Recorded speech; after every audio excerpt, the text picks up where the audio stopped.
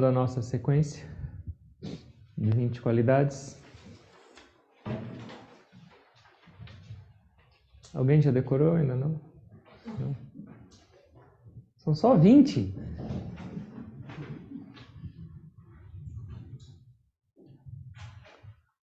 Então vamos treinar mais um pouco. Eu entoo e vocês repetem. Amanitvam adambitvam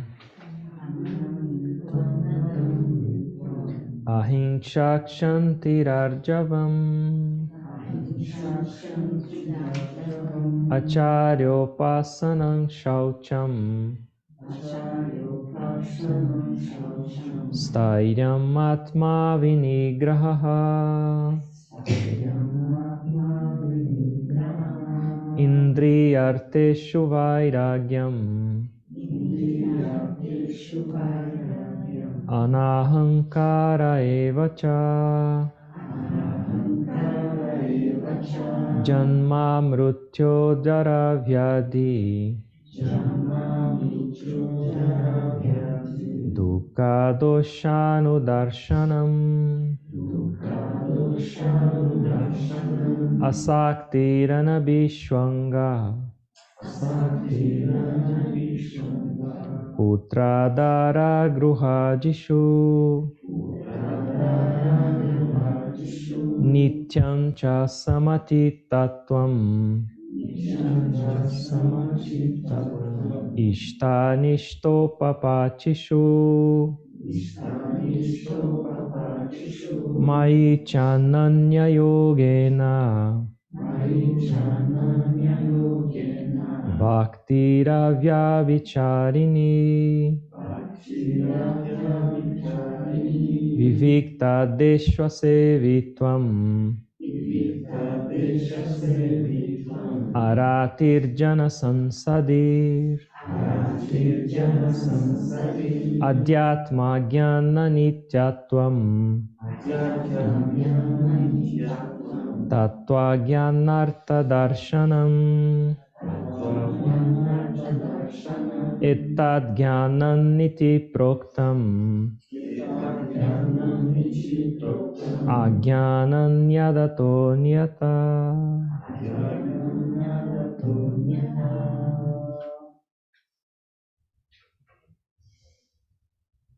Hoje nós vamos começar com a 16ª.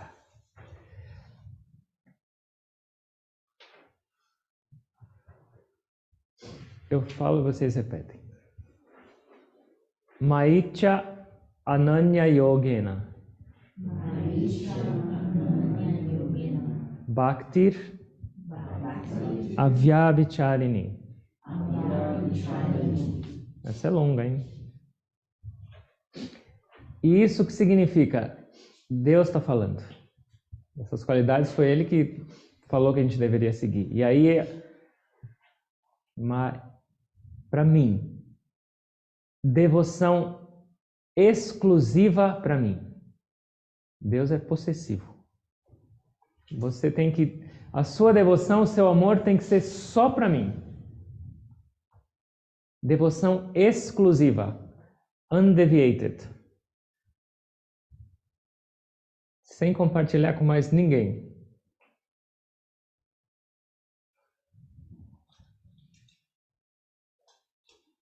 Para de amar o seu marido. Para de amar seus filhos, seus amigos, o seu gato, seu cachorro. Dá ou não? Então, reprovados todos. Porque ele está falando exclusivo. Completamente a sua devoção tem que estar para mim. O que significa isso? Devoção um pouco mais que amor. Quando a gente fala amor, o amor é uma emoção. A gente sente, é uma emoção. E quando essa emoção começa a crescer e ela é direcionada para algo superior, ela se torna devoção. Então, o amor é um passo e devoção é a maturidade do amor. Mas se Deus está falando aqui, todo o seu amor tem que estar exclusivamente direcionado para mim. E lembra que ele fala, no final desses versos, ele fala, Agyana Nyadato Anyata. Se você não segue essas 20 qualidades, o que for oposto a isso é Agyana, ignorância. Antes de vocês ficarem irritados com Deus, vamos tentar entender. Como eu posso fazer isso? Como eu posso oferecer todo o meu amor para Deus, exclusivamente? Acho que é amando todos. Amando todos? E dá?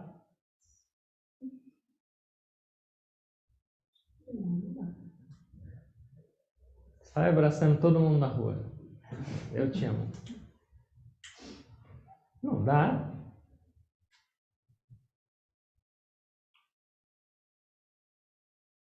Você não pode deixar de amar as pessoas. Você não tem como. Nem se Deus se aparecesse na sua frente e falasse, para de amar todo mundo e ama só a mim. Esquece todo mundo. Mas, será que você não pode perceber a presença de Deus nas pessoas? É um treino. Porque quando a gente fala eu amo, a gente fala eu amo meu pai, minha mãe, meu marido, meu papagaio, eu amo minha roupa laranja. A gente fala eu amo para tudo. Mas será que tudo isso que eu falo eu amo, a gente lembra de Deus ou não? Não. A gente não lembra. Tudo não.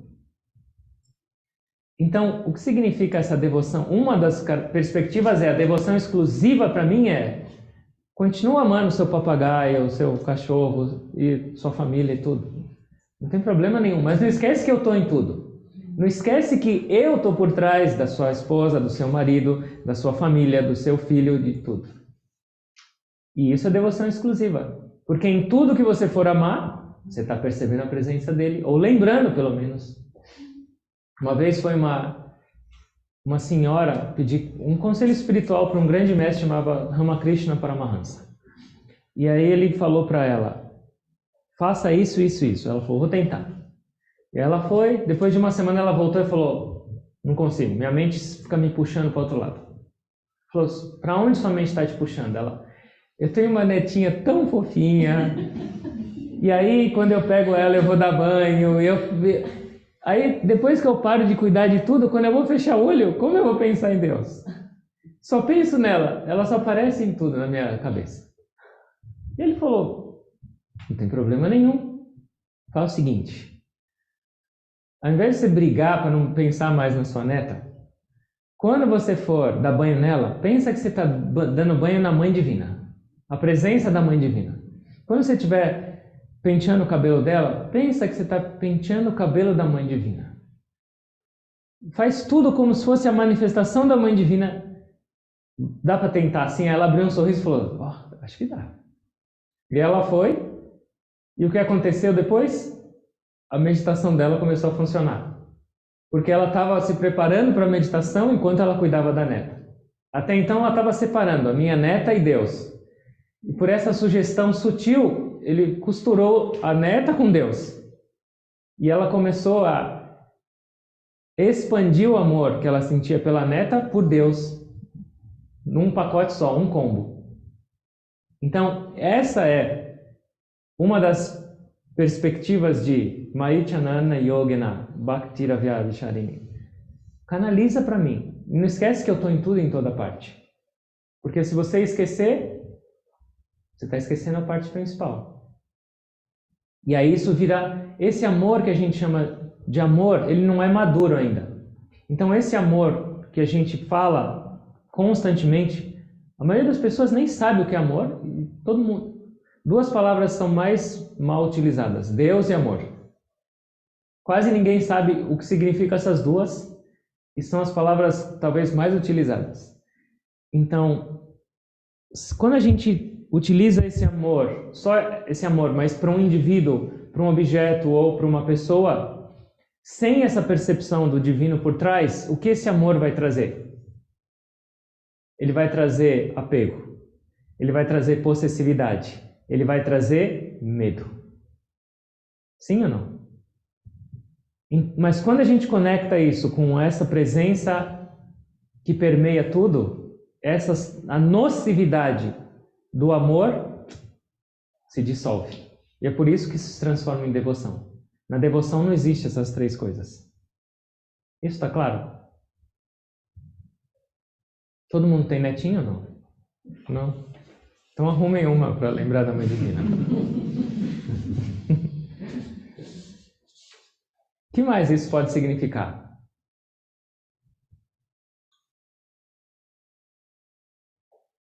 O que é devoção? Entrega. O que mais? O nosso mestre deu uma definição. Devoção é tudo que você oferecer para Deus. Tudo. Não tem isso pode ou isso não pode. Tudo que você oferecer para Deus se torna devoção. Então, o que significa uma devoção inabalável e completamente direcionada para Deus? Oferece tudo para Ele.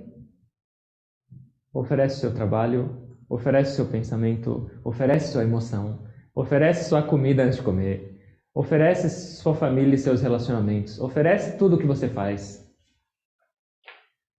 Não abra mão de nada, mas ofereça para Ele, compartilha.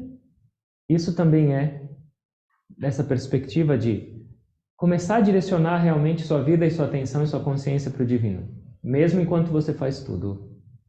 Lembra que vida espiritual tem que ser uma vida prática, aplicável. Outra coisa, essa perspectiva de exclusividade também tem uma conexão com concentração. Então vamos supor, você fecha os olhos para meditar. Meditar em Deus. Então é um momento de devoção. Como está sua mente? Concentrada, inabalável no divino, ou ela voa para todos os lugares, até mais de quando você está com o olho aberto? Igual essa senhora que pensava na neta. Se ela pensar só na neta, estava bom. Mas como é a nossa mente, por exemplo, quando a gente vai meditar e orar? É inabalável, direcionada somente para a nossa meta divina, ou ela vaga para todo lugar? Então a tentativa gradual de meditar e trazer cada vez mais sua mente, sua consciência voltada para o seu objetivo, isso também é esse caminho de devoção exclusiva para o divino. Exclusividade. Certo? Outra coisa. Como Deus se manifesta nas nossas vidas?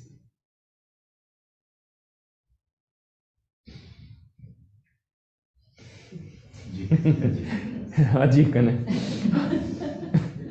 Tem que ajudar, né? Senão eu fico triste. Respiração. Om Namo Brahmaye Namastevayo Tamevam Prachaksham Brahmasi.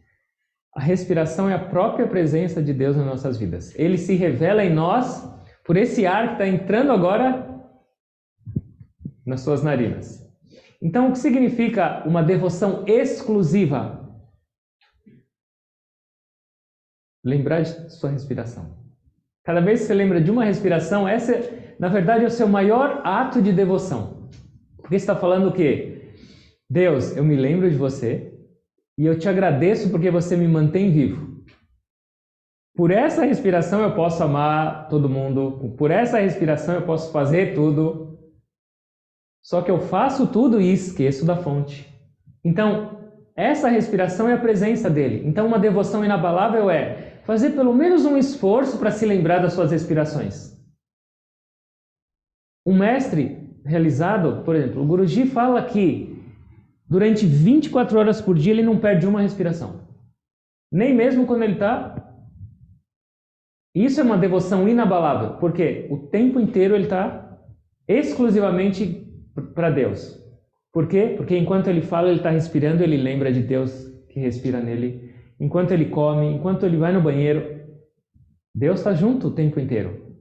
Só que a gente esquece. Então lembrar da respiração também é essa atitude de devoção inabalável.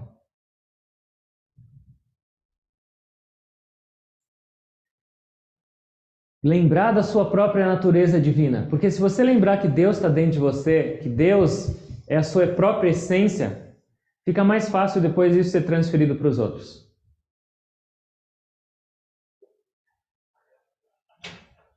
Muitas opções já, né?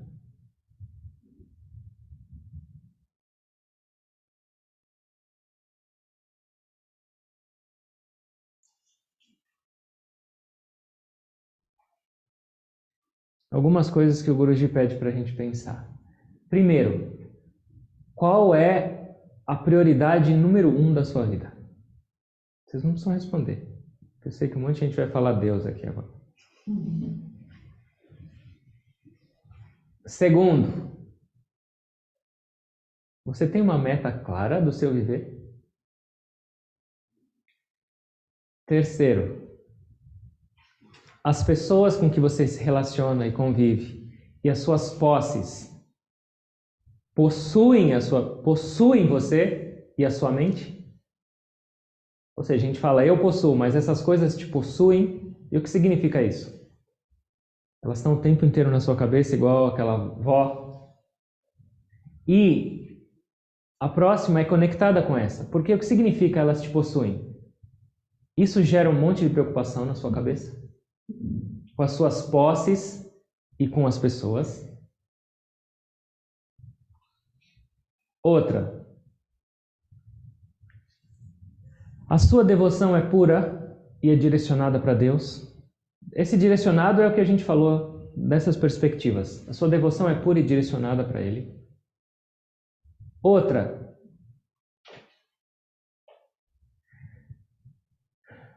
você lembra, ou você já parou para pensar que tudo que você fala que possui, todos os objetos, todas as pessoas, tudo são de Deus, incluindo você mesmo?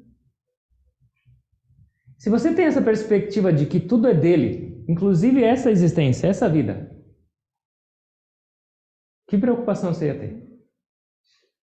Ou que possessividade você ia ter?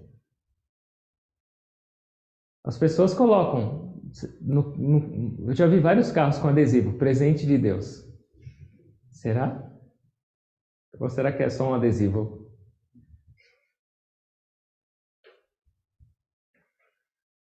E a última.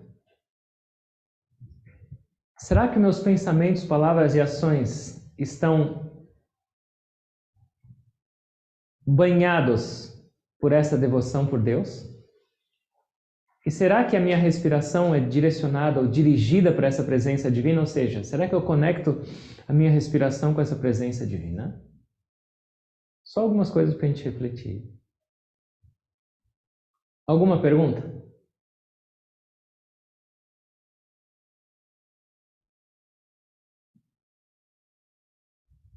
Sigamos.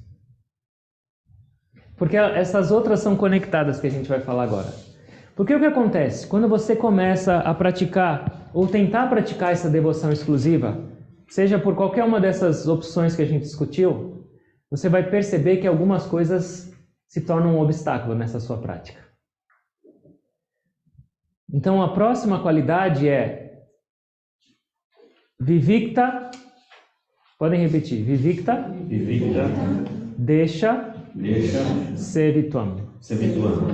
E esse significa viver mais recluso. Apreciar solidão. Gostar de ficar sozinho. Pronto. Acabou a graça. O que significa isso? E por quê? Por que a gente deveria valorizar esses momentos de solidão, esses momentos de um pouco de isolamento, um pouco de eu comigo mesmo? O ser humano é um ser sociável. Mas mesmo ser mais sociável, uma hora ele fala, não aguento mais ficar sozinho. Você convida um amigo para sua casa. E aí ele fica falando e não para, e come sobremesa, aí vai para o sofá. e você começa a ficar com sono. E ele, animado, não para de falar. Você fala, meu Deus, que hora esse miserável vai embora? Aí você fala, peraí, eu já venho. Você vai lá, põe o pijama e volta pro sofá. Começa a espreguiçar. Uma hora cansa. E assim por diante. Uma hora alguém falou, uma pessoa uma vez perguntou pro Guruji, Baba, eu posso me curvar para você o tempo inteiro? Aí ele falou, respondeu, ele falou assim, eu parei para pensar. Aí eu imagino eu indo no banheiro e você segurando o meu pé. Mesmo o ser mais sociável gosta de um pouco de tempo para ele mesmo. E uma pessoa que está buscando essa espiritualidade e expandir e se conectar mais com Deus, se ela não tem essas oportunidades, ela se distrai. Não? Você pode estar com um monte de gente, não importa, podem ser pessoas agradáveis, pessoas prazerosas, boas companhias, mas ainda assim, você vai se distrair mais fácil ou não? Sim. Não quer dizer que você tem que virar um ermitão, antissocial, mas você tem que valorizar esses momentos de reclusão, para meditar um pouco, para orar um pouco, para fazer essa sua conexão, para treinar essa sua devoção inabalável, porque senão a sua devoção vai ser sempre dirigida para quem você mais convive, para quem você está perto.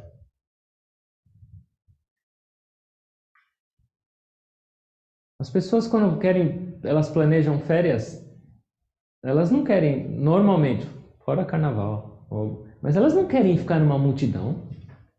Elas falam, eu vou para o campo, eu vou para a floresta, eu vou para a montanha, eu vou... Por quê?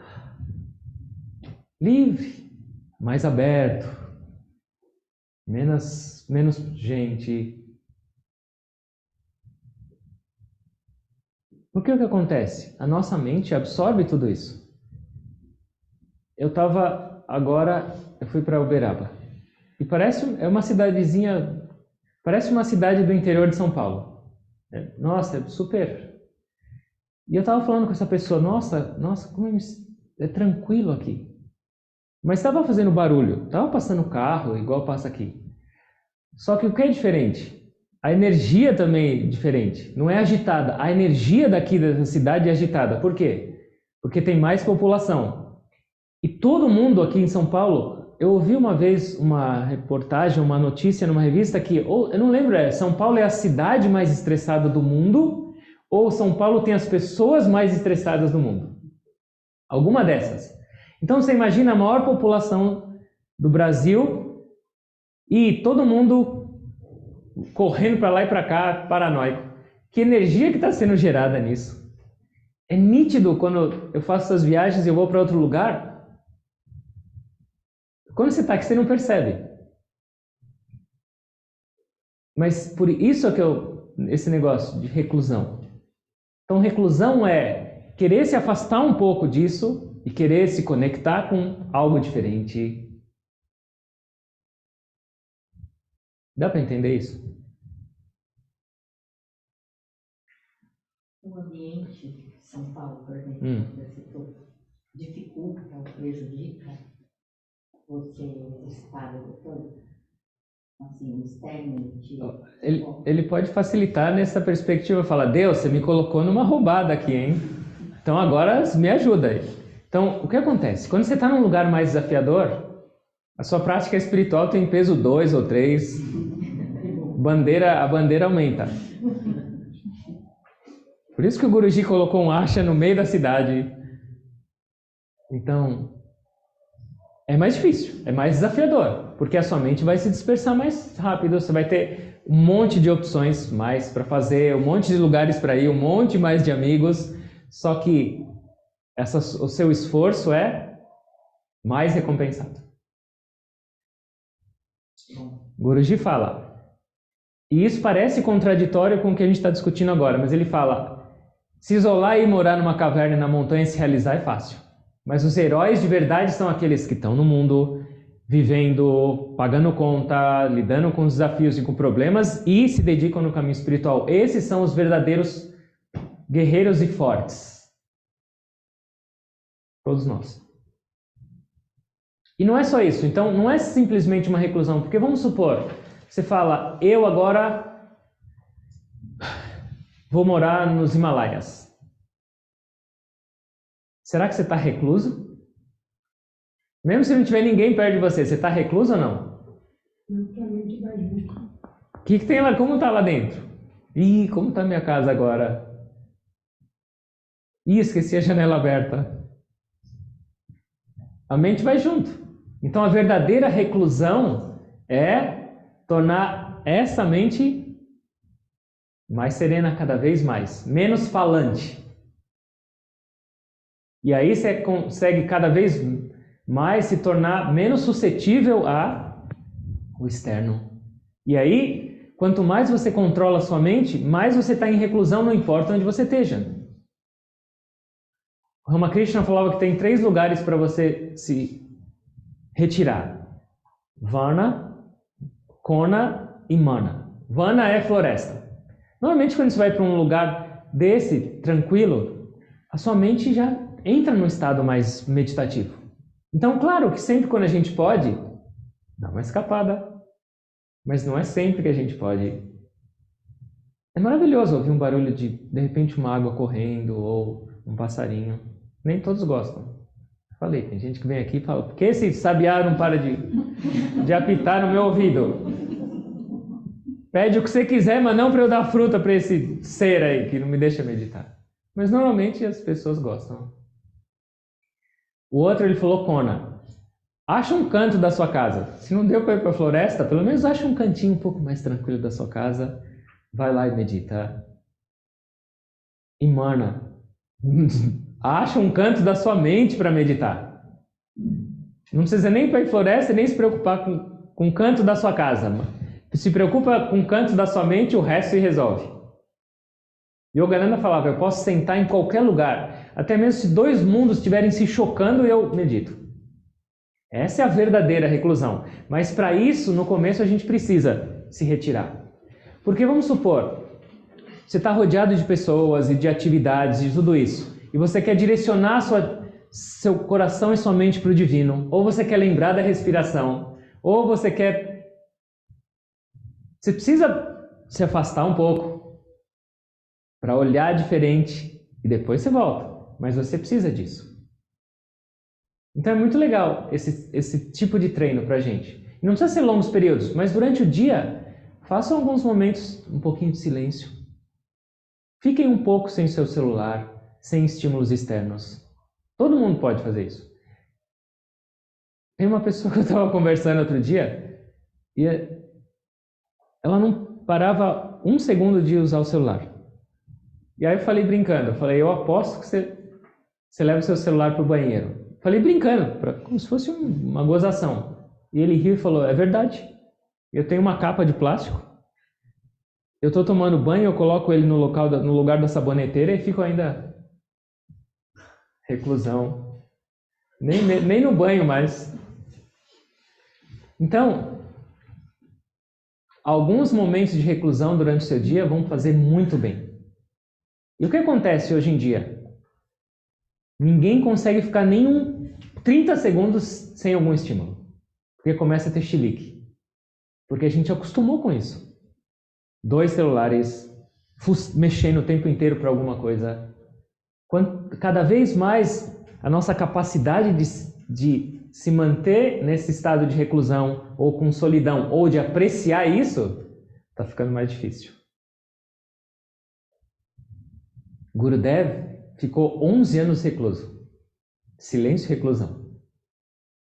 Num quartinho que era menor do que esse tapete. Eu lembro quando a gente estava no Ashram de Miami no começo da nossa preparação e a gente tinha 1 dia para reclusão. Você podia escolher ir para onde você quiser, 24 horas. E aí tinha um guest house, que era uma casa de hóspedes e ficava vazia. E aí a gente tinha a nossa escala e ia para lá. Só que aí todo mundo ficava meio preocupado, porque não estava acostumado com isso. E aí, quando cada um ia, preparava uma bagagem. Então levava 10 livros para ficar 24 horas. Um monte de comida. E parecia que ia ficar 1 ano. E ainda assim era difícil. Tinha um menino no Balasha, no orfanato, lá na Índia. E quando eles se comportavam muito mal, eles iam para reclusão. Reclusão era um castigo. Imagina uma criança ensandecida ficar... E aí o castigo era ficar 1 semana em reclusão. E aí o professor ia junto, ficava lá, ensinava as coisas em reclusão, dava comida, fazia tudo, mas ele ficava no quarto. Dava até febre. Ficava até doente por causa da reclusão. A gente não está muito longe disso. Reclusão. Quanto mais você se esforça para atingir essa meta de devoção e de conexão, e você percebe que uma extroversão é um obstáculo, você começa a apreciar mais. Certo? Trabalhar a nossa mente. Algumas coisas que o Guruji fala. Primeiro, acha um tempo para o seu dia, para as suas práticas espirituais, e um tempo que você vai conseguir durante esses momentos se desconectar. Porque não adianta também se falar, eu vou meditar 1h30. E aí você fica pensando, minha comida vai queimar. Ih, eu tinha que falar com essa pessoa. Ih, vou para lá. Tudo bem, você falou, eu consigo meia hora. Que nessa meia hora que você reservou para você, nem que caia um avião na sua casa, você fala, agora é o meu momento. Deus está cuidando de tudo. A mente é tão miserável que a hora que você fechar os olhos, nem que for por 10 minutos, ela vai falar, essa pessoa está dependendo de você. Seu cachorro esvaziou o pote de água, vai lá encher. Liga para essa pessoa agora. Então, programa e esquece. Tempo e acha um local que seja conveniente para você meditar. Tenta achar algum canto da sua casa, algum local onde você tem um pouquinho de tranquilidade para meditar, um pouquinho de privacidade. Isso também faz diferença. E não só um local na sua casa, mas acha um local no seu corpo onde você pode fazer reclusão. O coração é um local para se retirar. O centro da alma é um local para se retirar. E a fontanela é um local para se retirar. Acha um local para se retirar. Ou seja, medita com a sua atenção lá e se retira.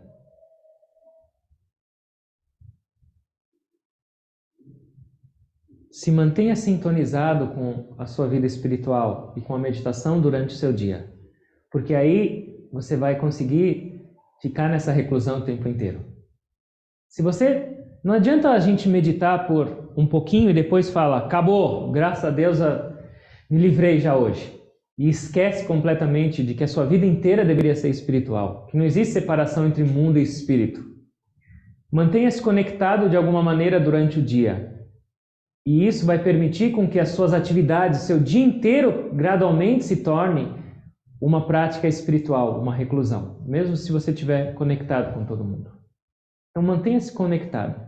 Outra coisa que ele fala, procura se identificar cada vez menos ou não se identificar com o corpo, com a mente, com os sentidos. Porque são eles os instrumentos que te levam para fora e te fazem esquecer da sua caverna.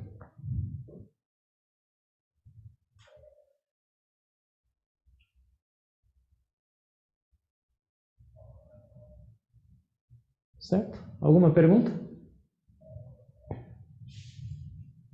Tá todo mundo em reclusão agora. De castigo.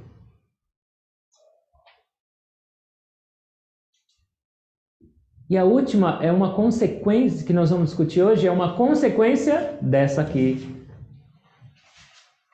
E essa chama Aratir Jana Sansadir. E o que é isso? Como está a tradução, Flávia Amar?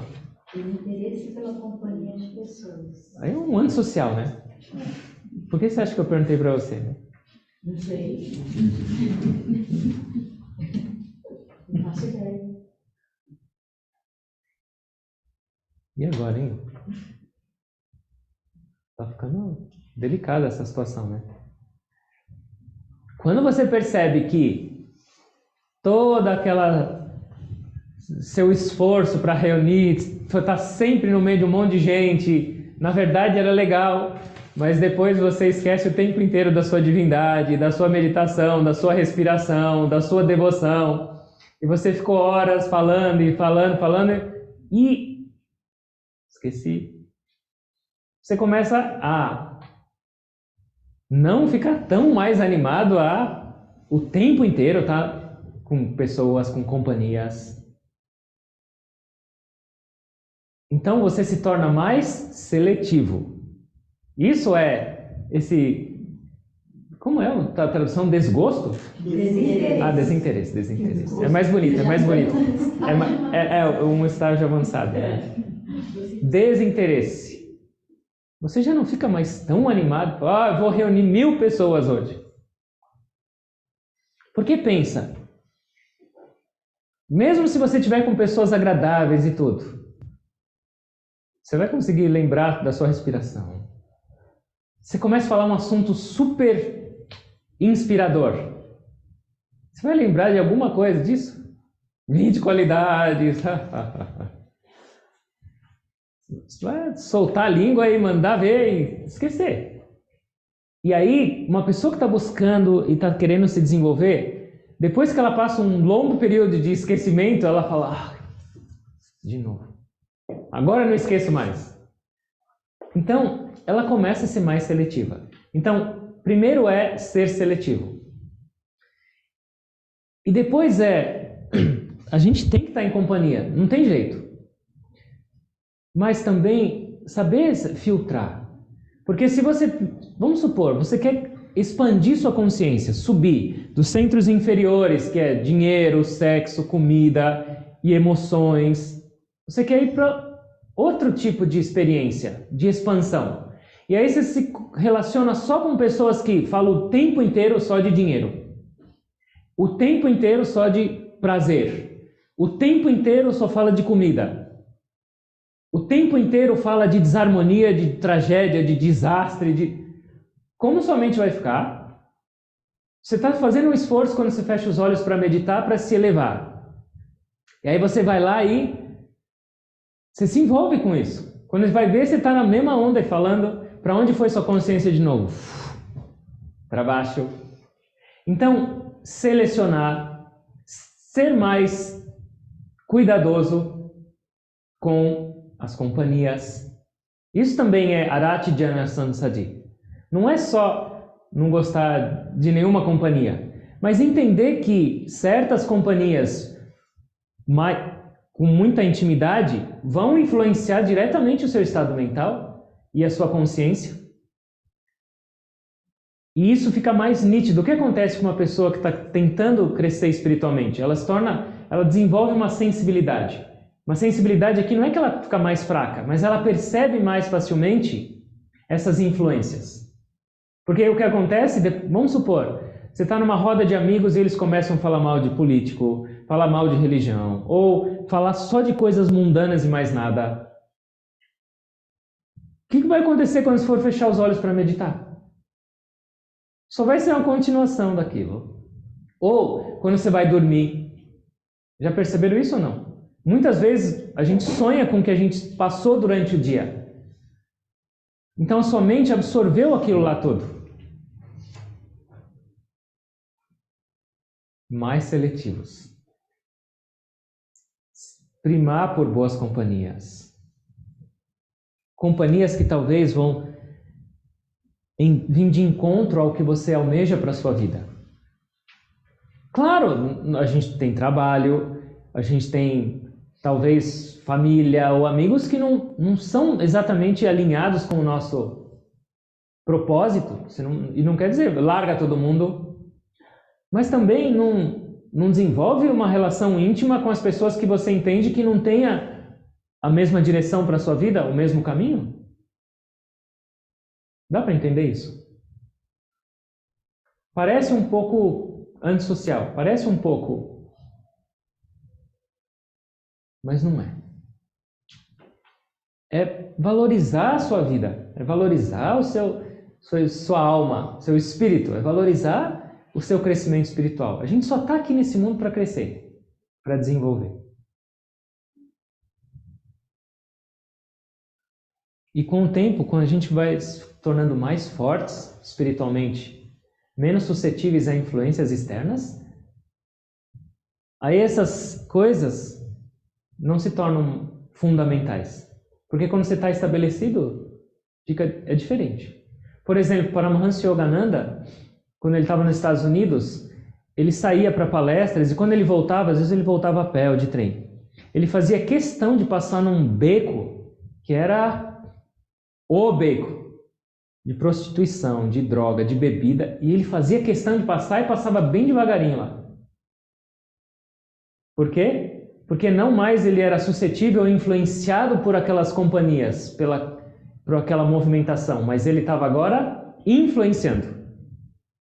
Ele passava lá devagarinho, às vezes ia e voltava para quê? Ele estava mandando a energia. E acho que aquelas pessoas deviam falar, Arati Dhyana Sansadi, eu não quero essa companhia. Eu desgosto dessa companhia, tá destoando. Mas nesse momento que nós não temos essa estabilidade ainda, a nossa mente e os sentidos são como uma esponja ainda, a gente tem que ter mais cuidado. Do mesmo jeito que cada um de nós tem cuidado com uma roupa limpinha, onde vai sentar, como vai se mexer para não amassar, para não sujar, como vai comer, a nossa mente é isso. Só que com a nossa mente a gente não tem nenhum desses cuidados.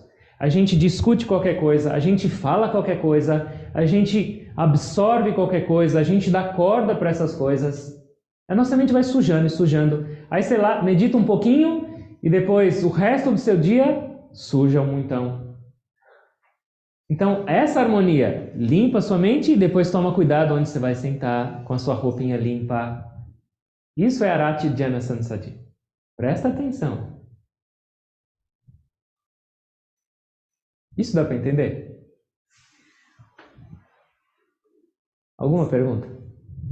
E se for pessoas da família que ajudam a sujar sua mente? E agora? O que eu faço? Quando você tem momentos de família e tem que conviver, a gente tem que ser amoroso e compreensivo. Talvez essas pessoas não estejam no nosso mesmo estado e compreensão que a gente. Não é para criticar, não é para ignorar. Porque vamos supor, aquelas pessoas talvez não tenham o mesmo estado de compreensão. E aí você chega e é antissocial, ou você ignora. Qual vai ser a percepção delas? Essa pessoa está meditando e olha que está virando um traste. Então a gente tem que ser amoroso e o quê? Pelo menos não deixa se influenciar. Ora, fala, Deus, me põe um escudo protetor agora aqui nessas próximas horas, me defende de todas essas metralhadoras que estão vindo. Por favor, dá uma paz para essas pessoas. E de repente, me deixa talvez ser algum fator de inspiração para algum assunto diferente. O que acontece? Às vezes aqui no Ashram, as pessoas vêm almoçar durante a semana ou vêm aqui e no Ashram começa a descer a lenha num político, ou na esquerda ou na direita. O primeiro intuito é, eu vou grudar no pescoço desse...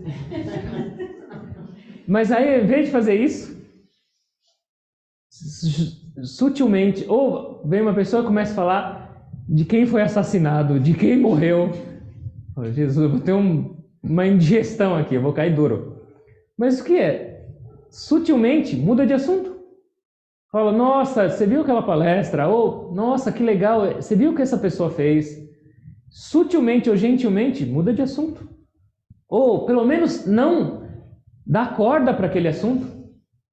Esteja lá porque é necessário para desenvolver. Você fala, Deus, você me colocou nessa roubada agora aqui, eu sei, você está querendo me fazer mais forte. E você vai ver que eu não vou te esquecer. Mesmo tendo essa troca de tiroteio aqui, eu vou lembrar da respiração. Eu vou observar tudo isso e não vou me influenciar. Eu vou passar no seu teste. Então tem várias maneiras da gente lidar com isso. Então por isso que Arati Dhyana Sansadi não é ser só antissocial. Mas é mostrar que tem uma outra maneira de fazer. E trazer algum tipo de positividade para esse meio. Mas se você percebe que aquele ambiente não é positivo e condizente para você, e você não tem essa responsabilidade, aí é responsabilidade nossa evitar. Mas a gente pode fazer muitas coisas com relação a isso. Mas lembra que sempre que possível, valorize seu momento sozinho. Valorize esse silêncio. Seja seletivo com o que você pode ser seletivo nas suas companhias. E não ande em bando 7 dias por semana, 24 horas por dia. Uma hora cansa também. Isso esse item serve também para aquela história das companhias, tipo assim, as séries que eu escolho na Netflix e os livros e o que eu muito legal. Claro! Porque qual é... Depois, nós vamos falar um pouco disso, mas não são só as pessoas as suas companhias. Os animais são suas companhias. Os seus desejos, os seus pensamentos são suas companhias. Então, se você falar, agora eu me isolei, eu não gosto de companhia, aí você liga o Netflix e vê um monte de tranqueira. É o mesmo tipo de companhia. Isso, a minha Bachan, que era Seixonoye, ela costumava falar, eu queria saber o que a nossa tradição acha disso, que ela falava assim, para eu não assistir algumas coisas, ou não ver algumas coisas no jornal, porque eles acreditam, os Seixonoyes, que quando você vê algumas imagens fortes, aquilo entra em você e passa a fazer parte de você, e não sai mais de você.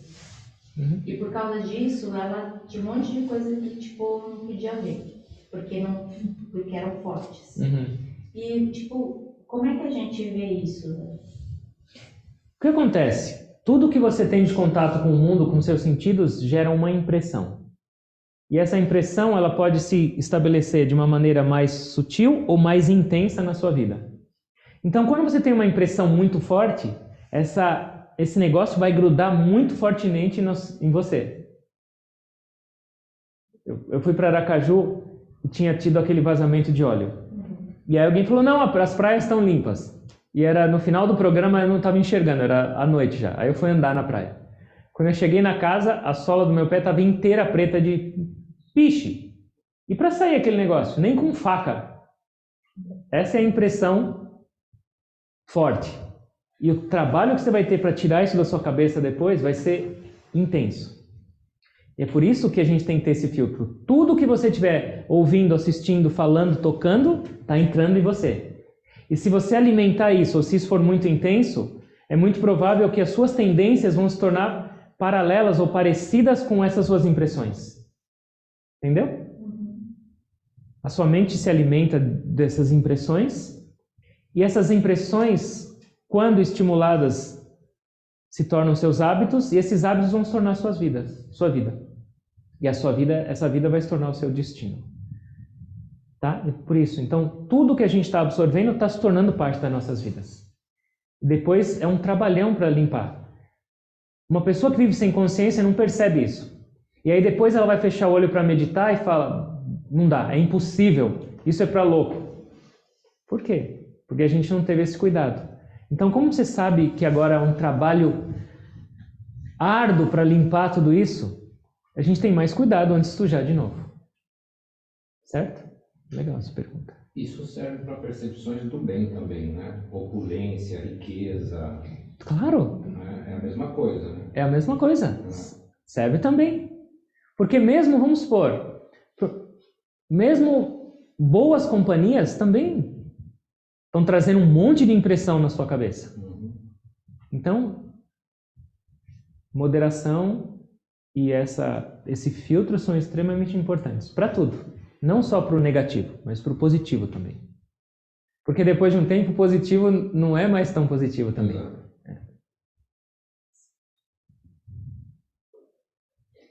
Certo? Será que para a gente apurar os critérios, a gente também não pode se isolar completamente, né? Para a gente formar uma opinião, a gente conseguir fazer essa seleção do que fica, do que não fica, acho que também a gente tem É necessário a gente entrar em contato com algumas realidades, né? O negócio é que nós já estamos completamente em contato com essa realidade. E enquanto você não se afastar um pouco para enxergar essa realidade de uma maneira diferente, você vai continuar identificado ou identificada com essa realidade e você não vai conseguir mudar sua relação com ela. Tem um professor da CRIA que ele foi gerente da Microsoft por 30 anos. Ele tinha 5.000 pessoas sob responsabilidade dele. E ele estava me ensinando algumas coisas organizacionais aqui. E ele falou que de vez em quando, ele chamava a nossa vida como uma dança. E de vez em quando você tem que ir to the balcony. Você tem que ir para a sacada, sair da dança. Porque se você está na dança, você não vai perceber se você está fazendo errado ou certo. Você está no bolo. Mas você sai da dança, sobe na sacada e olha a dança um pouco como está indo. Ufa, está desalinhado, está assim, assado. Nossa, eu estava fazendo parte, você não percebe. Mas quando você olha do balcone, da sacada, você enxerga claramente o que estava acontecendo e o que você estava fazendo. E aí depois volta e dança de novo. Mas enquanto você não tiver um pouquinho desse afastamento, a gente não vai conseguir enxergar.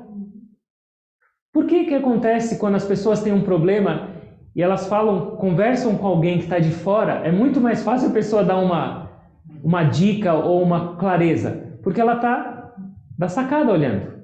Ela está do balcone enquanto você está dançando. E você está com um problema porque tem alguém pisando no seu pé.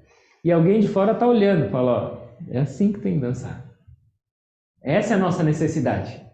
Depois volta, depois você vai aprender e volta. Mas enquanto isso você tem que se fortalecer. Uma pessoa que tem alguma dependência, alguma fraqueza por bebida ou por algum tipo de vício, ela não pode falar, eu vou continuar me relacionando com isso e vou mudar minha cabeça enquanto eu estou com isso.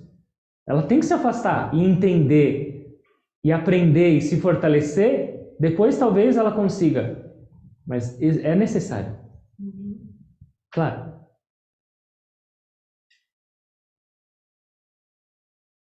Algumas coisas. Primeiro, o Guruji fala, tenta tornar a sua família a sua melhor companhia. Tenta ter uma vida ideal com a sua família, uma vida amorosa e especialmente uma vida de oração com a sua família. Isso é importante. Seja amoroso e gentil com as pessoas enquanto você está no mundo, enquanto você está convivendo. Mas seja seletivo com as suas amizades mais próximas, porque elas são as que te influenciam mais. Você está o tempo inteiro mais próximos com elas. Isso é importante. Os desejos também são nossas companhias. Então presta atenção como estão os seus desejos, para onde eles estão te direcionando. E se você perceber que alguns são nocivos, se esforça para eliminar eles da sua vida. Especialmente com meditação. A meditação é o ato de eliminar os seus desejos nocivos. O lixo ser tirado da sua cabeça. Boas companhias, satsanga que a gente está fazendo, sem dúvida são valiosos.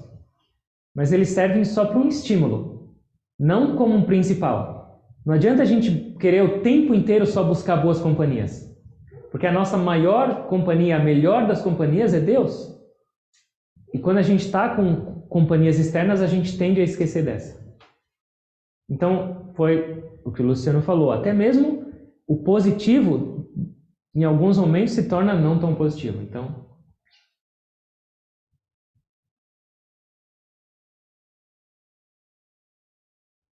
ficou claro?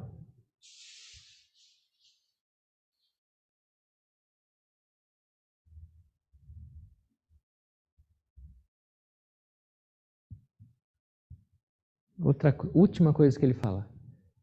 Não tenha tanto prazer para sair debatendo as coisas, para entrar em assuntos contraditórios e polêmicos. A mente adora esse negócio. Alguém começa a falar de alguma coisa dessa, você já fica eufórico e fala, agora eu vou falar minha opinião. E o problema é que não é a sua opinião, é a sua verdade. E aí, nunca vai chegar num lugar nenhum. Principalmente agora em época que está chegando a eleição. Não importa se é um monge que está perto ou não. Ele tem que ouvir que ele odeia aquele, que aquele é isso, que aquilo é aquilo. Haja oração. Mas quando você ouve algum absurdo, assim, né, que a pessoa fala lá sozinha e responde, aquilo fica como uma verdade, porque quando parece que tá todo mundo concordando. Será? Não sei. E se você responder e for... vai adiantar alguma coisa? Não, só falar que não concorda.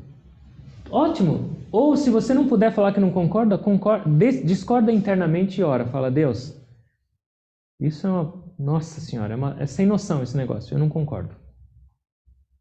Mas não entra nessa onda. O negócio é entrar nessa onda, ou em palavras ou em pensamento.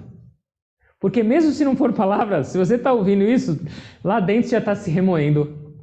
E aí pronto, a nossa meditação vai falar, eu não estou com cabeça para meditar hoje. Pronto, foi pro buraco.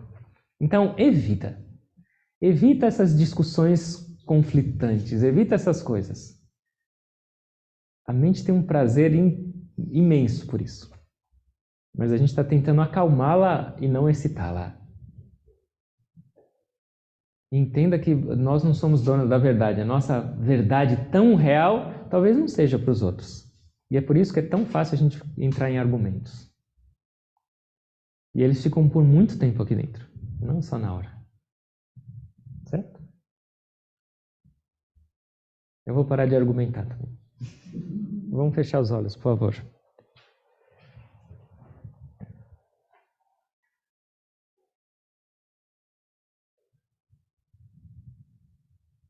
Uma inspiração bem lenta, longa e profunda. Exale lenta, longa e profundamente. Mais uma vez. Inale lenta, longa e profundamente. Exale longa, lenta e profundamente. Façam mais 3 vezes esse exercício, bem lento, longo e profundo.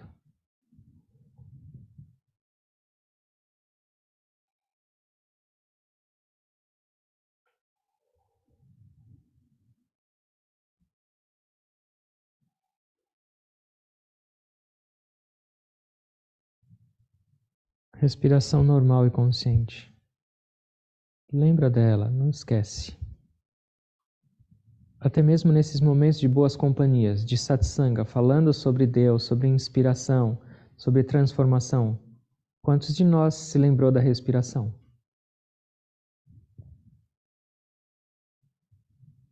Fica um pouquinho em silêncio, com atenção nela.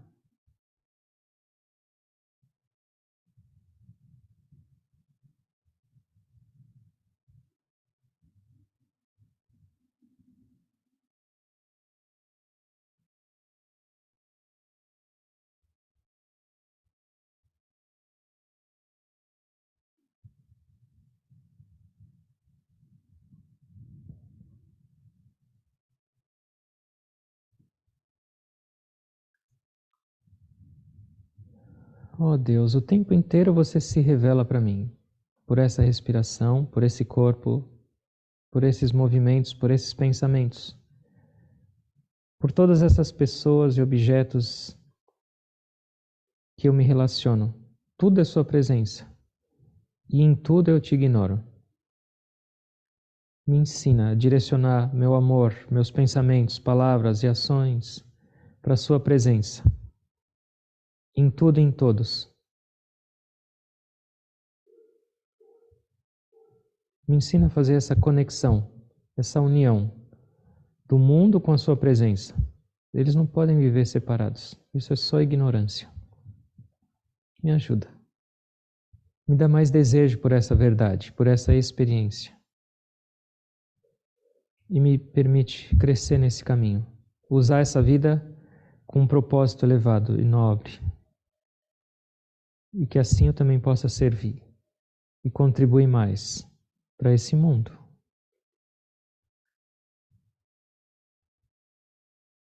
Orando para Deus, para os mestres, para que abençoem nossas vidas, para que sejam vidas cada vez mais inspiradoras,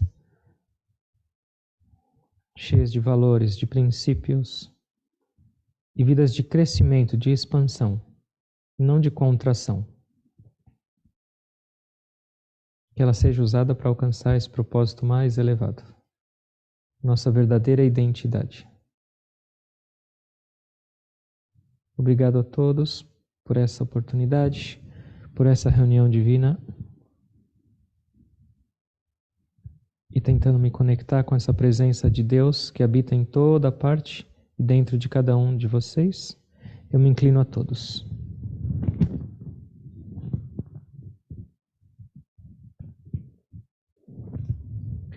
Om. Amém. Obrigado a todos. Boa semana para todos.